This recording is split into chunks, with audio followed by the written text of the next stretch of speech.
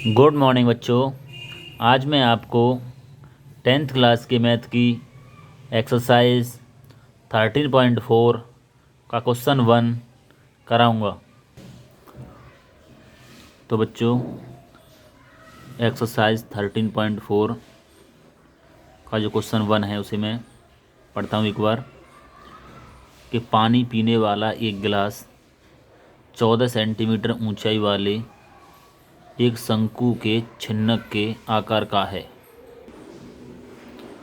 दोनों वृत्ताकार सिरों के व्यास 4 सेंटीमीटर और 2 सेंटीमीटर हैं। इस गिलास की धारिता ज्ञात कीजिए। तो बच्चों जो आकृति के बारे में बात कर रहा है तो वो कैसी एक जो गिलास है वो छिन्नक के आकार का है। तो पहले बच्चों हम छिन्नक समझ लेते हैं कि छिन्नक क्या होता है। तो छिन्नक में बच्चों छिन्नक कैसे बनता है कि जब हम एक शंकु को हम ऊपर से काट देते हैं। जैसे यहाँ से हम शंकु दे रखा है, इसको हमने इस तरीके से यहाँ से हमने प्लेन रूप में काट दिया, प्लेन रूप में सीधे सीधे काट देंगे हम। तो शंकु को काटने से जो आकृति हम यहाँ से हम काट देंगे तो इस तरीके की आकृति बनेगी। तो ये जो आकृति है वो एक छिन्नक की आकृति है। तो ये जो छिन्नक बनता है वो शंकु से बनता है। जैसे हमने ऊपर से काट दी शंकु को तो जो आकृति बनेगी वो एक छिन्नक के आकार की होगी, छिन्नक होगा। तो जो ऐसी आकृति की जो ऐसी आकृतियाँ होती हैं वो एक बाल्टी की आकृति भी ऐसी होती है। अगर बाल्टी को हम उल्टा कर दें तो ऐसी आकृति बनेगी। अगर हम गिलास को उल्टा कर दें तो इसी तरीके की आकृति बनेगी। वो गिलास छिन्नक के आकार का होता है। उल्टी बाल्टी कर दें तो वो भी एक छिन्नक के आकार की होती है। और एक टेबल की जो लाइट होती है टेबल पर जलाने की वो भी एक छिन्नक के आकार की होती है। तो शंकु को ऊपर से काटने से जो आकृति बनती है वो एक छिन्नक की आकृति होती है। तो चलो बच्चों अब सवाल को हम समझते हैं। तो गिलास क्या एक छिन्नक के आकार का है।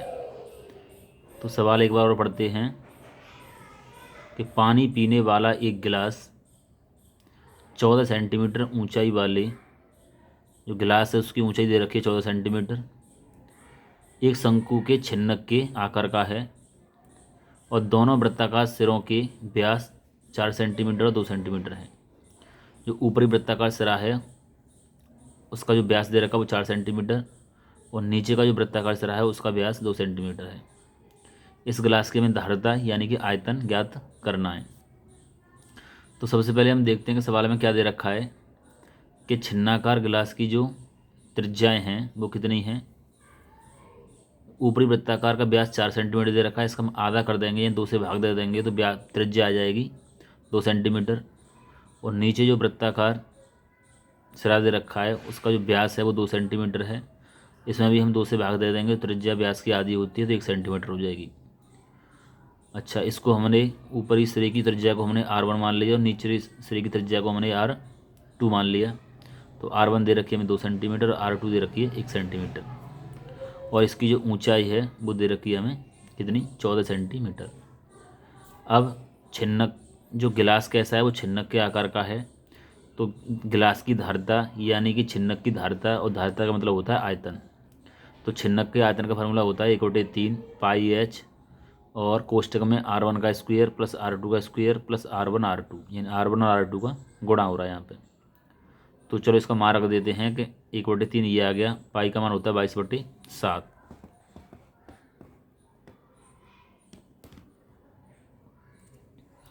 पाई का मान 22/7 और ऊंचाई दे रखी 14 सेंटीमीटर। R1 हमारा कितना था 2, इसका वर्ग हो रहा था मैंने वर्ग कर दिया। R2 का मान दे रखा था 1, इसका वर्ग हो रहा था वर्ग कर दिया और प्लस R1 और R2 का गुणा कर दिया। R1 दे रखा है 2 और R2 दे रखा है 1। अब 7 से 14 को 2 बार काट देंगे, 7 दूनी 14 तो कितना हो जाएगा ऊपर 1 गुणा 22 गुणा 2 तो 22 दूनी 44 और नीचे 3 बच गया। 2 का वर्ग करेंगे तो 4 होता है, 1 का वर्ग 1 होता है और 2 का हम एकम गुणा कर देंगे तो 2 एकम 2 आ गया। अब 44/3 ये लिख लिया हमने और इनको हम जोड़ देते हैं तो 2 और 1 वो 4 और 1 5 और 2 7 तो गुणा में ये 7 हो गई। 7 का हम ऊपर गुणा कर देते हैं, तो 44 का हम 7 में गुणा कर देंगे तो ये आ जाएंगे 308, और नीचे कितना है 3।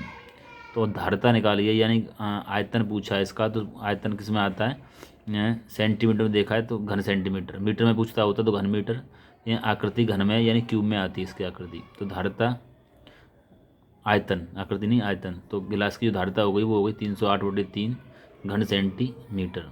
तो ये हो गया हमारे आंसर। तो बच्चों ये सवाल कंप्लीट हुआ। इस सवाल को अपनी नोटबुक में नोट कर लें और इसका रिवीजन करें। ओके बच्चों, धन्यवाद।